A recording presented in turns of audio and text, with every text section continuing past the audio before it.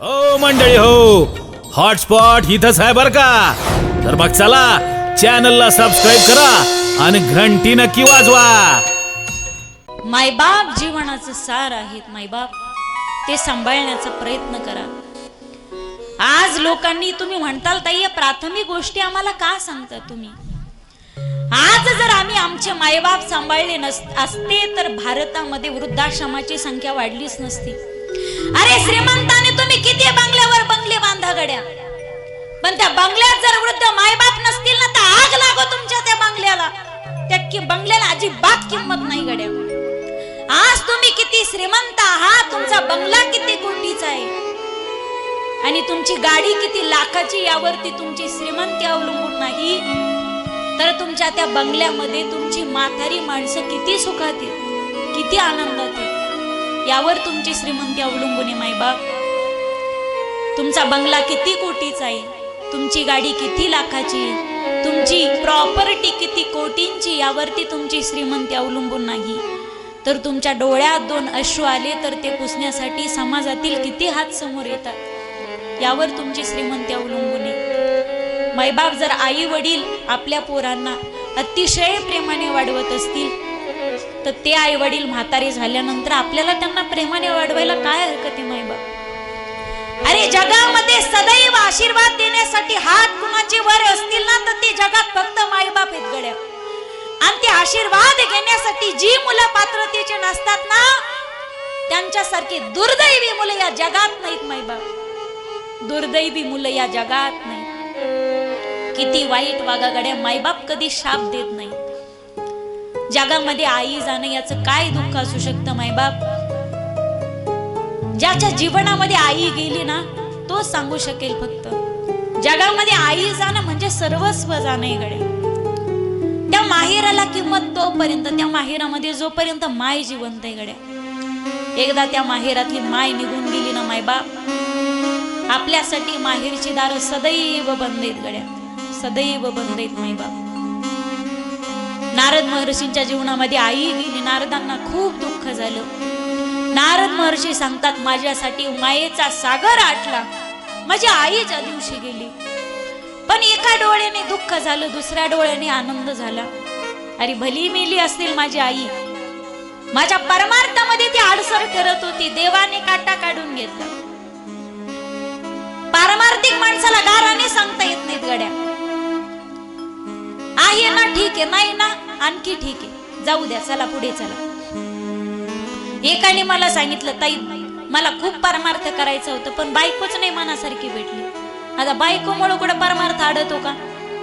अरे ती मनासारखी भेटली तर आम्हाला एकनाथ महाराज आदर्श आहेत. अरे किती सुंदर प्रपंच. देवा तू मला श्री संग नाही दिला, तू मला सतसंग दिलास. मनासारखी भेटली तर एको बावा आणि आगाव भेटली, शिव्या देणारी भेटली तर तुको बावा.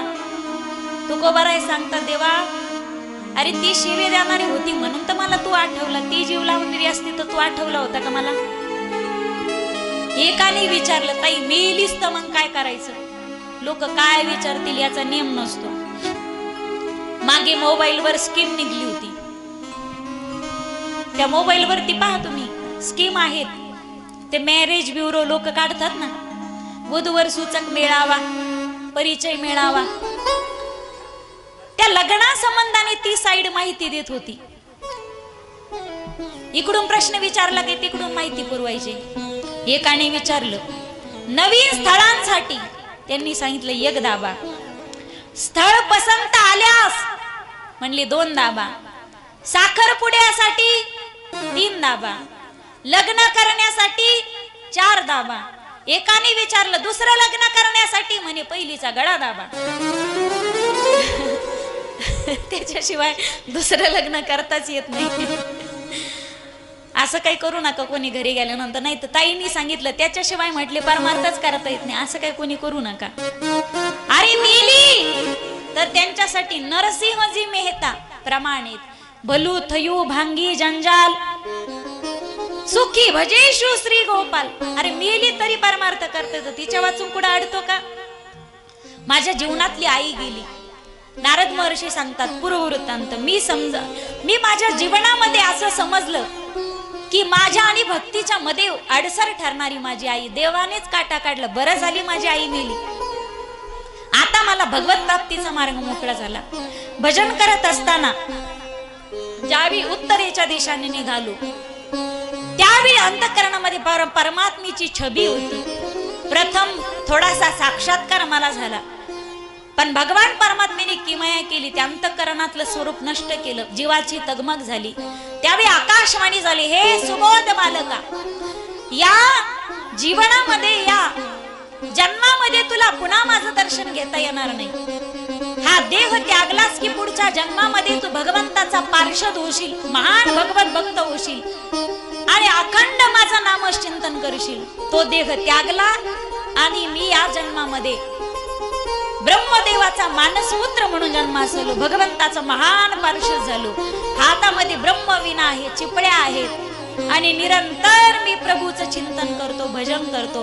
हा आनंद फक्त मला भेटलाय, मी प्रभूला गायलं. नारद महर्षी सांगतात व्यासांना, तुम्ही जागेवर आले का सगळे? आपला नारदांचं चरित्र सुरू झालं, नारदांनी स्वतःना सांगितलेलं. पण तत्पूर्वी नारदांचा आणि व्यासांचा संवाद चालू होता. हे व्यास महर्षी, तुम्हाला जीवनामध्ये तर शांतता समाधान पाहिजे असेल तर तुम्ही गणपती वंदन गजनायक तेरी छबियत है अति सुखदायक, जय गणपती वंदन गजनायक. तू चार भुजा धारी मस्तक सिंधुरी रूप निराला, जय गणपती वंदन गजनायक. गणपती बाप्पांचं स्तवन प्रत्येकाने केलं गड्या. गणपती बाप्पा हजर झाले, बोला काय काम आहे? काय नाही म्हटले. ही कथा झाली की दुसरी कथा हिंगोलीला करायची, ती झाली की तिसरी कथा आपल्याला बीडच्या जवळ करायची. आपल्याला कामावाली माणसं पाहिजेत. कथा संपली काही चटाया मुडपायच्या, पंक्ती बसवायच्या, पंक्ती बसले की झाडून काढायचं, पुन्हा चटाया अंथरायच्या, हरिपाठ होईल, मग कीर्तन होईल. पहाटे चटाया उचलून सडा समर्जन करायचं, झाडझूड करायची, पुन्हा सकाळच्या पंक्ती बसतात, पुन्हा लोकांना वाढायचंय, पुन्हा झाडून घ्यायचं, पुन्हा सगळं टाकायचं, पुन्हा चटया अंथरायच्या. हे कामच आहे का नाही? काम भरपूर आहे. आपल्याला कामावली माणसं पाहिजेत कड्या. लेखनिकाचं काम कराल का? मला ग्रंथाची निर्मिती करायची. गणपती बाप्पा म्हणे मी रायटरचं काम करतो, पण मला मध्ये थांबलेलं आवडत नाही, माझी आठ आहे. त्यावेळी वेदव्यासजींनी सांगितलं तुमची जशी आठ आहे तशी माझी सुद्धा आठ आहे. आता आठ होती का फट होती लक्षात घ्या. तुम्हाला थांबलेला आवडत नाही, पण म्हणे मी जो श्लोक सांगेल त्याचा पूर्ण अर्थ कळाल्याशिवाय तुम्ही त्या श्लोकाचं लिखाण करायचं नाही. व्यास महर्षी काय करायचे, 50 साधे श्लोक झाले की मध्ये एखादा कुठे श्लोक टाकून द्यायचे ज्याचा अर्थ काही असायचा. एकादशीला 2दा जेवावं, गणपती बाप्पा डोकं खाजवायचे मग अर्थ सापडायचा. रात्रीचं जागरणम कृत्वा देवोच हरी कीर्तनात यस्य द्वय भोजनम एकादशा विशेषणाम. तोपर्यंत व्यास महर्षी काय करायचे, घरी जायचे, आश्रमामध्ये चहा पाणी फराळ जेवण करून यायचे. सापडला का अर्थ? एकादशीला 2दा जेवावं, रात्रीचं जागरणम कृत्वा रात्री जागरण करावं, दिवसा हरी भजन करावं, आणि यस्य द्वय भोजनम एकादशा विशेषणाम. लोकांना असं वाटतं अशी एकादशी होती कुठपर्यंत, कुठं 2दा जेवायचं पण एकादशी धरायची. फार सोपं आहे की नाही? 2दा जेवायचं आणि एकादशी धरायची. कुठं श्लोक असायचा? असं करत करत 18,000 श्लोकांची संहिता पूर्ण झाली. हा श्रीमद भागवत ग्रंथ निर्माण झाला. पण हा ग्रंथ कोणाच्या हातात द्यावा? कारण श्रीमद भागवत पूर्ण प्रेमाचं प्रतीक आहे. प्रेमाचं या ठिकाणी मूर्तिमंत स्वरूप म्हणजे भागवत आहे. मग हे प्रेमाचं मूर्तिमंत स्वरूप, हा प्रेमाचा ग्रंथ वासनेच्या पदरात ओतून चालेल का? याचा अपप्रचार होईल. मग हे प्रेमाचं प्रतीक, प्रेमाचं मूर्तिमंत स्वरूप ओतावं कशामध्ये? यासाठी पात्र पाहिजे वैराग्याचं. मूर्तिमंत वैराग्य शोधलं ते वैराग्य होतं स्मशानामध्ये. मायबाप, या जगामध्ये भगवान शिवजी सारखं वैराग्य जगात दुसरं कुठलं नाही गड्या. भगवान शिवजी सारखं वैराग्य जगात असू शकत नाही मायबाप. अरे धनाचा अधिपती कुबेर ज्याचा सेवक आहे, याचा ज्याला तीळ मात्र अभिमान नाही, आणि स्मशानामध्ये ज्याला राहावं लागतं याचा तीळ मात्र ज्याला खेदही नाही, याच्या मधली स्थिती म्हणजे वैराग्य. गंगा मस्तकावरती घेतली म्हणून आपण फार पवित्र झालो, अशी मनाला गोष्ट सुद्धा शिवत नाही. हो मेरा भोला है भंडारी, करे नंदी की सवारी, शंभुनाथ रे हो शंकरनाथ रे, हो शंभुनाथ रे हो शंकरनाथ रे, नाथ रे हो शंकरनाथ रे, शंभुनाथ रे हो शंकरनाथ रे.